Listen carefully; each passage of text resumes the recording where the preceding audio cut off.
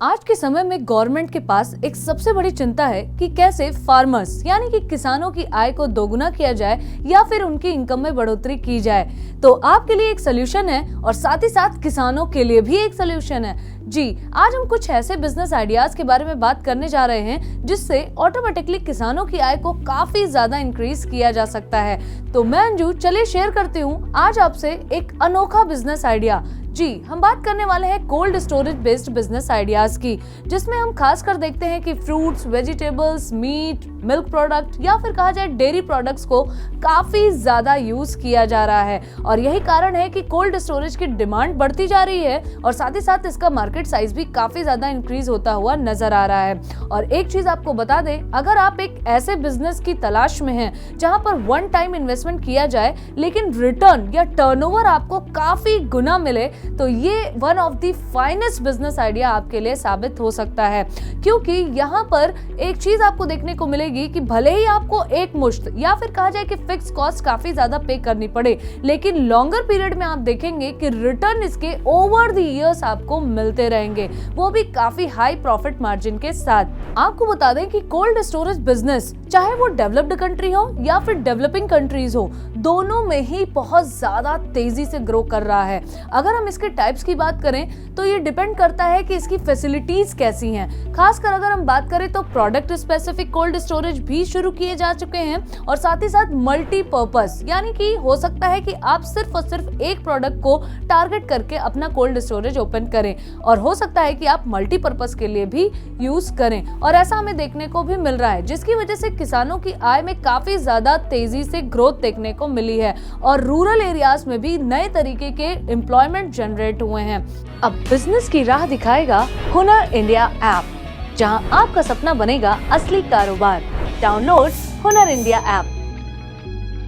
अब यहाँ पर बात आती है कि आखिर कोल्ड स्टोरेज बिजनेसेस की रिक्वायरमेंट क्यों है। अगर आप अराउंड द ग्लोब देखें तो वेस्टेज बहुत ज्यादा होता है फ्रेश फ्रूट्स, वेजिटेबल्स या फिर मिल्क वगैरह का, लेकिन अगर इनको स्टोर कर लिया जाए यानी कि कोल्ड स्टोरेज वगैरह जो कि पेरिशेबल नेचर की जितनी भी कमोडिटीज होती हैं या प्रोडक्ट्स होते हैं उनको सेव करने का या प्रिजर्व करने का काम करते हैं, तो इससे हमारी जो खपत या कहा जाए कि हम कह सकते हैं कि वेस्टेज में जो हमारी खपत होती है, अगर उसको हम कहा जाए कि प्रोटेक्ट कर सकें या फिर प्रिवेंट कर सकें, तो हम जो चीजें इंपोर्ट कर रहे हैं शायद हम उस वक्त एक एक्सपोर्ट की कंडीशन में भी आ सकते हैं।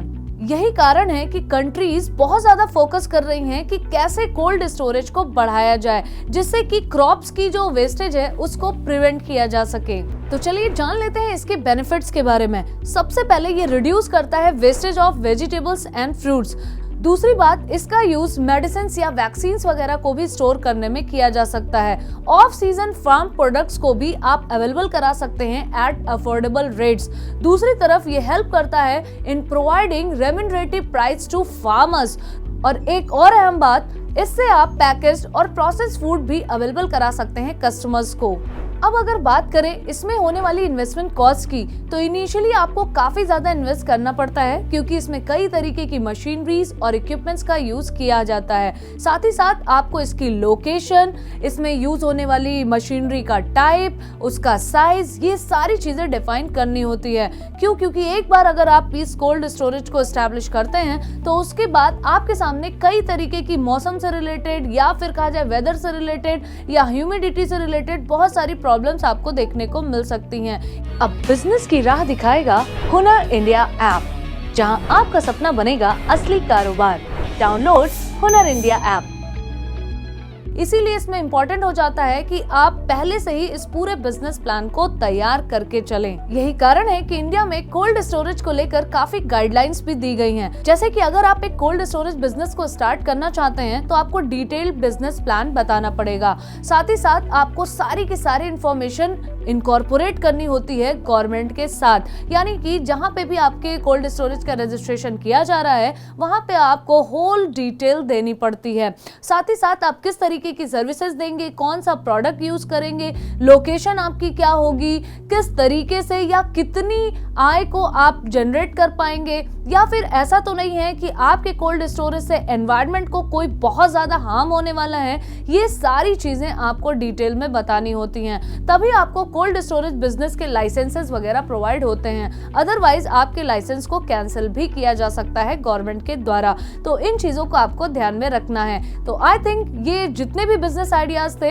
इसमें अगर मैं बात करूं, आप fruit based cold storage open कर सकते हैं, आप वेजिटेबल बेस्ड कर सकते हैं, आप मीट प्रोडक्ट्स के लिए कर सकते हैं, आप मेडिसिनल प्रोडक्ट्स के लिए कर सकते हैं, साथ ही साथ आप मल्टीपर्पज के लिए भी यूज कर सकते हैं। और आजकल सबसे ज्यादा इनका यूज फ्रूट्स, वेजिटेबल्स और डेयरी प्रोडक्ट्स को प्रिजर्व करने के लिए किया जा रहा है, क्योंकि लगातार प्रिजर्व फूड की डिमांड भी इंक्रीज होती जा रही है। तो इसको देखते हुए गवर्नमेंट ने कई तरीके की स्कीम्स वगैरह भी लॉन्च कर रखी हैं। तो चलिए अब जान लेते हैं इसके मार्केट साइज के भी बारे में।